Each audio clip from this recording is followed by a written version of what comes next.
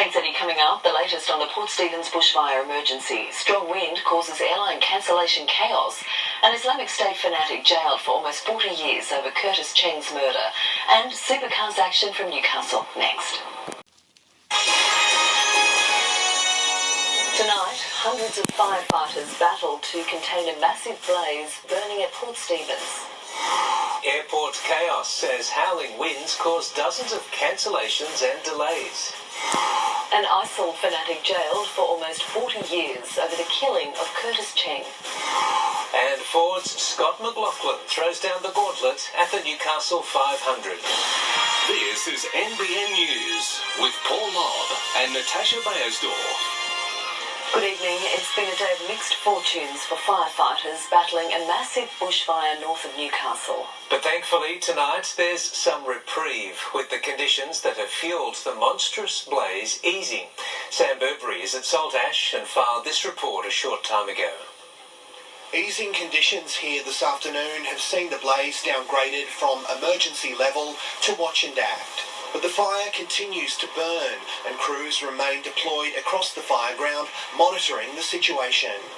RFS Deputy Commissioner Rob Rogers has thanked volunteers while also warning their work is sadly far from over. We've had some good results, but as I say, we're not out of the woods yet. Whilst the fire has been downgraded at the moment to watch and act, it doesn't mean the danger's over. While ever these strong winds persist, then there's always going to be a risk of that fire jumping containment lines and becoming a problem again. Thankfully, forecasters are predicting more favourable conditions tomorrow. Nelson Bay Road was reopened a short time ago, allowing some residents to return home, as was Lemon Tree Passage Road. But earlier, the road closures created remarkable scenes on nearby Stockton Beach, with four-wheel drive owners using it as an alternative route, a multi-lane desert highway. Sam Burberry reporting there. The strong winds certainly haven't made it easy for crews to contain the blaze. Hundreds of firefighters were on the ground from dawn, determined to protect any property under threat. A fire war. Flames once again ravaging Port Stephens bushland. Climbing trees, threatening fence lines, Rooks Road residents trying to do whatever they could. Do you think it's going to make much of a difference? Well, anything would make a difference, right? A bit chaotic, but not too bad. We've been through it a few times now. Barely seeing metres ahead, firefighters had a tough battle, not only dealing with the fire front, but with the wind gusts, fanning the flames even more. There's probably about 10 firefighters out the back of our property trying to prevent the fire getting to the house. We're ready to go if we have to, so we'll just follow advice, whatever advice we're given. If I get told to go, I'm going. You can see that the wind has really been flaming, pushing the flames towards properties today and hasn't helped us at all. Reaching 100 kilometres an hour, there was no relief. Under a blazing bushfire sun, the number one priority was protection. On the ground, more than 180 RFS volunteers working around the clock. Even a former Prime Minister trying to do his part. Help also coming from above. Helicopters, aeroplanes, water bombers, and Gaia, the world first 737 bushfire fighting aircraft, taking to the sky for her first shift at Camp Vale. These aerials showing its remarkable scale. We've got enough firefighters on the ground, almost at every single house that has come under threat today, backed up with the aircraft in the air. Thankfully, no properties have been lost, only a few sheds, with crews hoping tomorrow's cooler conditions will bring some reprieve. Samantha Long, NBN News. The wild winds also caused havoc in Sydney, uprooting trees, crushing cars and throwing the transport system into chaos. Dozens of flights were cancelled, ferries have stopped running, and there are also delays for rail commuters. A wobbly descent into Sydney, QF12 from Los Angeles forced to abort its landing at the last minute as gale force winds tossed it from side to side. Inside the terminal, utter chaos. We're still here and it's 10:30, so 4.5 hours later. More than 70 flights cancelled, dozens more delayed, and thousands of frustrated passengers stuck on a Friday, unable to get away for the weekend. There was no announcements, no airport staff.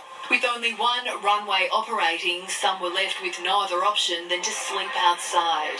Because all the planes got cancelled last night, there were no hotels, so I slept out the front of the airport.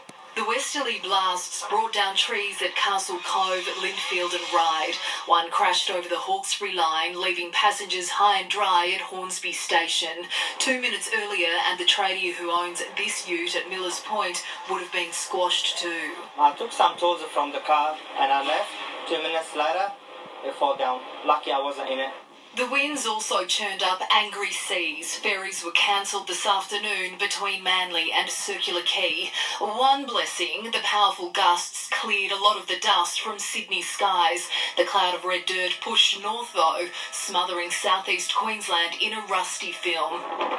And to add to the topsy-turvy weather, how about this? A surprise snowfall at Perisher, just 1 week out from summer. Sophie Walsh, NBN News. The strong westerly wind hit early across the Hunter. Peak gusts of more than 90 kilometres an hour were recorded by mid-morning, affecting flight schedules at Newcastle Airport, as well as hindering firefighting efforts. Newcastle Harbour was awash with whitecaps and spray. The wild conditions didn't deter race fans on day one of the Newcastle 500, with thousands flooding through the gates. They left well and truly revved up for the weekend after lapping up the chance to mingle with drivers and even motorsport royalty. Tinkering and testing. Teams added the finishing touches as owners watched in anticipation. A season of racing coming down to one grand finale. It'll be an exciting one. It was exciting last year. It's difficult to think that it could get any more exciting than that, but we've got a very close point situation between Scotty McLaughlin and Shane in our team. As the crowd filed through the gates, the numbers stacked up, boosted by more than 4,000 school kids for a day trackside. Yeah, so we tend to be a little bit more conservative, and we say, look, we may not get the same sort of numbers because it's, people are now used to it a little bit. But I don't know, having seen people around today, we'll just have to wait and see come Sunday.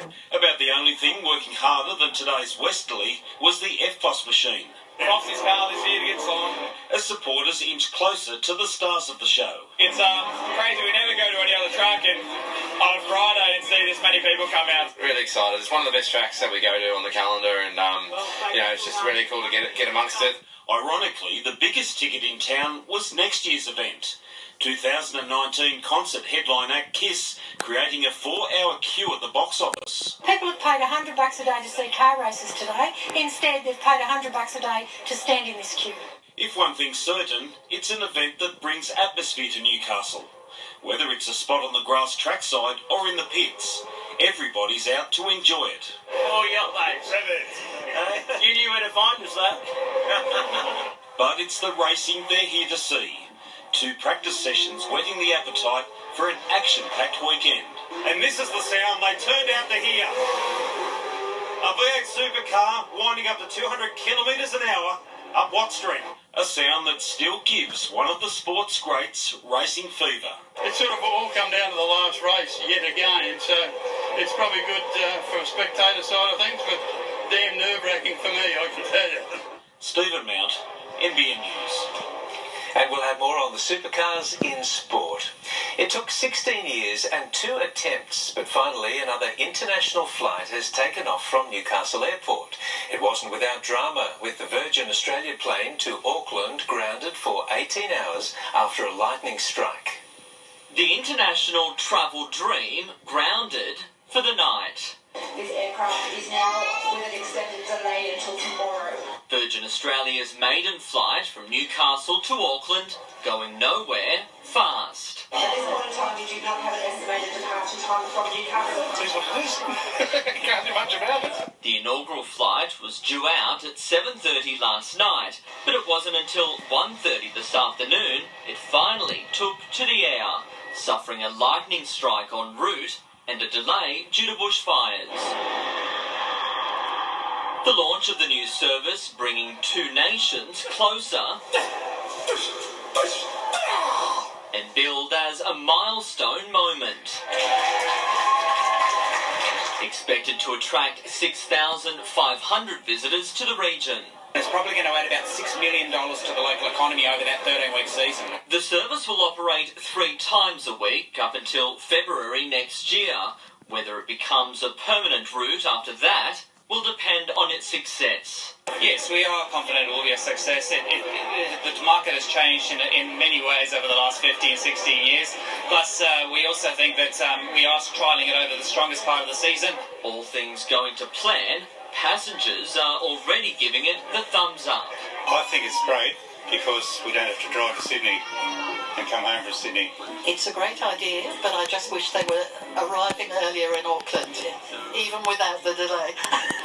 Tyson Cottrell, NBN News.